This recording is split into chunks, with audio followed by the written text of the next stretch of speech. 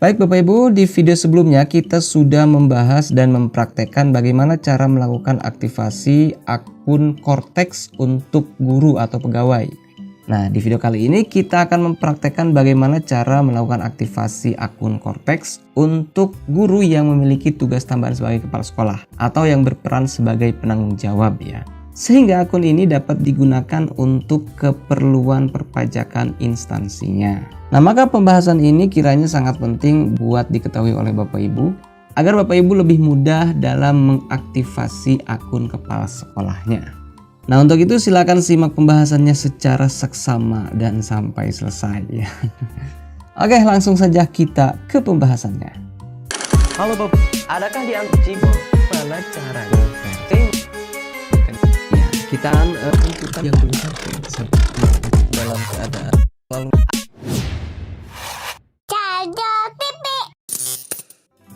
baik Bapak Ibu. Pada dasarnya langkah-langkah atau cara melakukan aktivasi akun Cortex untuk kepala sekolah pun sama saja dengan cara aktivasi akun Cortex untuk guru ya, yang bukan kepala sekolah. Yang membedakan adalah terletak pada data referensinya. Data referensi yang perlu Bapak Ibu ketahui sebelum Bapak Ibu dapat melakukan aktivasi akun Cortex kepala sekolah itu dapat Bapak Ibu lihat di website subunit pajak. Sama seperti yang sudah kita bahas di video sebelumnya, bahwa database yang ada di DJP online maupun di subunit pajak itu merupakan data dasar yang digunakan juga di database Cortex ini. Secara sederhananya, data-data ini sudah ada begitu. Kita hanya perlu mengaktifkannya saja, sehingga data kita dapat juga digunakan di Cortex ini. Oleh karena itu, langkah pertama yang perlu Bapak Ibu lakukan adalah pastikan dulu siapa yang berperan sebagai penanggung jawab di sekolah kita pada halaman subunit pajak. Setelah Bapak Ibu mengetahuinya, maka data orang tersebutlah yang bisa kita aktifkan akunnya di Cortex. Oke, agar lebih mudah difahami, mari kita praktekkan. Pertama-tama saya akan mengakses halaman subunit pajak untuk sekolah ini ya. Sebagai contoh, kita ketikkan alamatnya subunitip.pajak.go.id. Nah, silakan Bapak Ibu akses halaman tersebut. Kemudian seperti biasa, silakan Bapak Ibu login dengan NPWP subunit pajak sekolah Bapak Ibu. Oke, kita sudah login. Kemudian kita klik bagian profil ini, lalu pilih profil saya. Nah, di bagian sini ada data penanggung jawab. Di sini tertera nama penanggung jawabnya adalah Bapak Humaydi. Walaupun sebenarnya di sekolah ini sudah terjadi pergantian kepala sekolah ya, bukan Bapak Humaydi lagi. Tetapi di database subunit pajak, Bapak Humaydi yang masih diakui sebagai penanggung jawab untuk administrasi perpajakan pada subunit pajak ini. Nah, maka nama ini jugalah yang bisa kita daftarkan akun Cortex-nya yang memiliki peran sebagai penanggung jawab di sekolah kita. Apakah ini tidak bisa diganti? Bisa sebenarnya Bapak Ibu. Caranya, silakan Bapak Ibu lakukan perbaikan datanya ke dinas. Karena dinas yang mempunyai otoritas untuk melakukan update data ini. Karena sekolah tidak bisa melakukan perbaikan data secara mandiri Bapak Ibu ya. Oke. Selain nama penanggung jawab tersebut, hal yang terpenting yang harus kita catat juga adalah ini. Adalah email yang tertera di sini. Email inilah yang akan kita gunakan untuk tujuan konfirmasi pesan dari Direktorat Jenderal Pajaknya. Oke, jika sudah jelas, mari kita mulai eksekusi akun Cortex-nya. Seperti biasa kita buka Cortex-nya. Perlu saya ingatkan kembali bahwa ini adalah proses login pertama kali yang dilakukan untuk akun kepala sekolah di Cortex ya. Atau dengan kata lain, kita sedang melakukan aktivasi akun Cortex untuk kepala sekolah. Adapun langkah-langkahnya, seperti di video sebelumnya, kita dapat menggunakan nick sebagai ID penggunanya. Nick yang kita tulis di sini adalah nick milik kepala sekolah yang datanya masih aktif di subunit pajak gitu ya. Selanjutnya untuk kata sandi. Kata sandi yang dimasukkan di sini adalah kata sandi yang biasa digunakan oleh kepala sekolah ini ketika dia login ke DJP online. Bukan ke subunit pajak ya, tetapi ke DJP online. Sama seperti proses aktivasi di video sebelumnya. Setelah kata sandi, Bapak Ibu bisa memilih bahasanya atau langsung mengisi kode captcha-nya. Setelah itu silakan login. Nah, kita akan dibawa ke form atau ketampilan atur ulang password Anda. Sama seperti di video sebelumnya kan? Nah, di bagian ini silakan Bapak Ibu pilih mau surat elektronik ataupun nomor gawai. Di sini saya pilih surat elektronik saja karena surat elektronik lebih mudah nyampenya ya. Pesannya itu lebih cepat masuk ketimbang kita menggunakan nomor gawai. Jika Bapak Ibu memilih nomor gawai, maka pastikan nomor ponsel Bapak Ibu itu harus tersedia pulsanya begitu ya.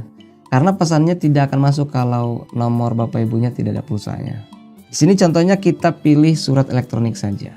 Nah, pada bagian kotak ini akan tertera email yang sama persis dengan yang sudah kita lihat di halaman profil subunit pajak ya. Nah, maka email itulah yang kita inputkan di sini. Setelah itu kita isi captcha-nya, kemudian kita centang pernyataannya. Lalu kita klik tombol kirim. Nah, reset password sukses.